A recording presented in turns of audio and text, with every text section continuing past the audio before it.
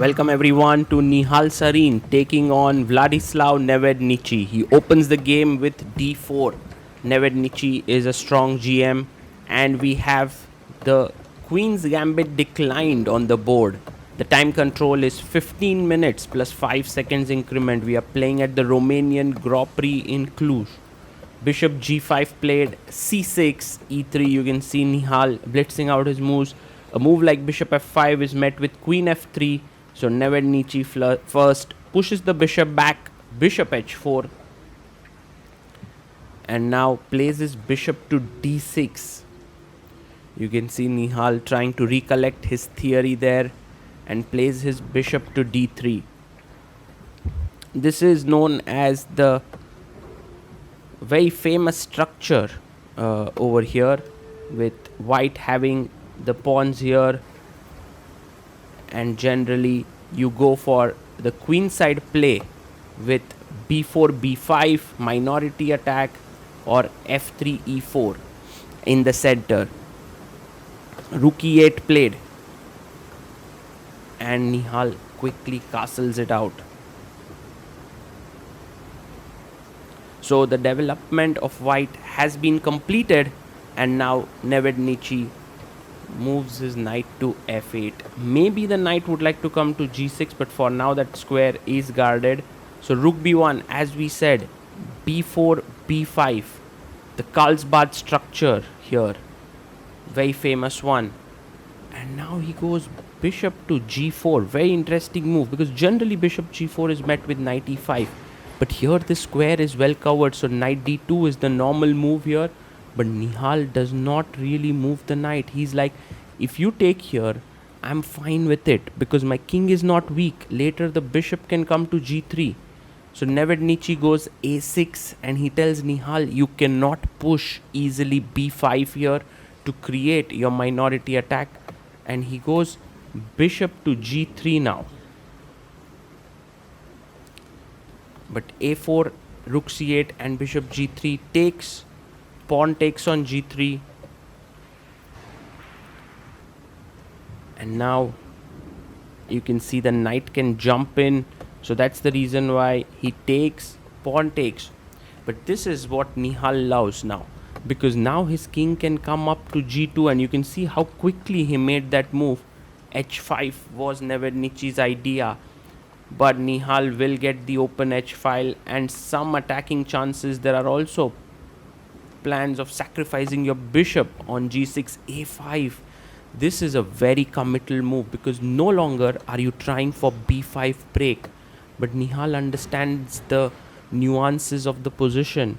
He understands that maybe another maneuver here is knight a4 with the idea of coming to c5 and attacking the b7 pawn. Very interesting play here by Nihal Sarin. Rook c7 played by Nevednichy, and now the knight comes and sits on a beautiful square. So white slowly trying to put pressure. The breaks g4 and e4 are in the air. Knight comes to e6.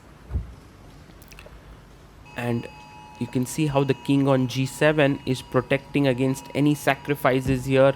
Rook h1 taking the open file. Well, Nevednichy cannot do much here. He has to wait. He goes with his rook to e7. And Nihal plays this very sly move.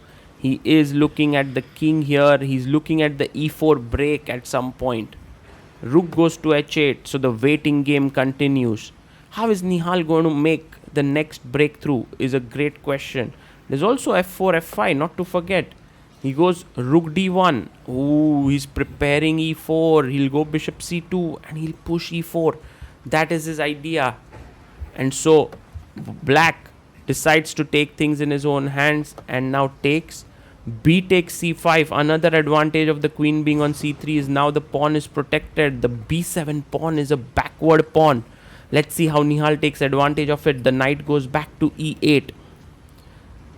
When you have a positional advantage, Nihal Sarin is your man. He can put pressure like anything. He goes rook b1. Again, a very logical move, putting pressure on the b7 pawn. And Nevednichy goes queen c8, trying to defend the pawn. And now, is it time for the central break of e4? I think it makes a lot of sense. Takes, looks good. But Nihal waits for a bit. He plays queen b2. He keeps up the pressure on b7. He has a lot of time on the clock as well. Ooh, f5 on the board. This is very risky play. This is actually very dubious. He's actually trying to stop e4, but in fact, e4 is going to come and Nihal finds it. Beautiful move here by Nihal Sarin, being tactically very aware, because after take, and take, d5 is an extremely powerful move with the bishop popping up on this diagonal. So he takes, pawn takes, and now you can't really take, as we discussed, because of d5, d6, and you get a passer right in the heart of the position. So the knight comes out to f6. But now, will Nihal push his pawn to e5? Yes, he does. The knight has to move away. Maybe knight e4, but then there is f3 in the position. So he goes knight to g4. And Nihal brings his queen in. The queen can go to now g5. There's also f3 that you want to kick away the knight. Very, very difficult for black. Goes rook f7, threatening to take here. Do you go f3 now? Just yes, f3 by Nihal. Look at how he adjusts the king and pushes the pawn forward. This game is actually a model game of how to play the Carlsbad structure. Also, black has been completely outplayed here. Okay, you can go queen g5. The problem is he'll play knight to f5. Yes, he plays his queen to g5. And now, after knight f5, which is kind of an important move, there's also queen e6, but then I just take the pawn because it's pinned on g6. So knight f5, and now the d4 pawn is hanging. So actually, rook b4 is a logical move. It goes g4. He goes g4 here.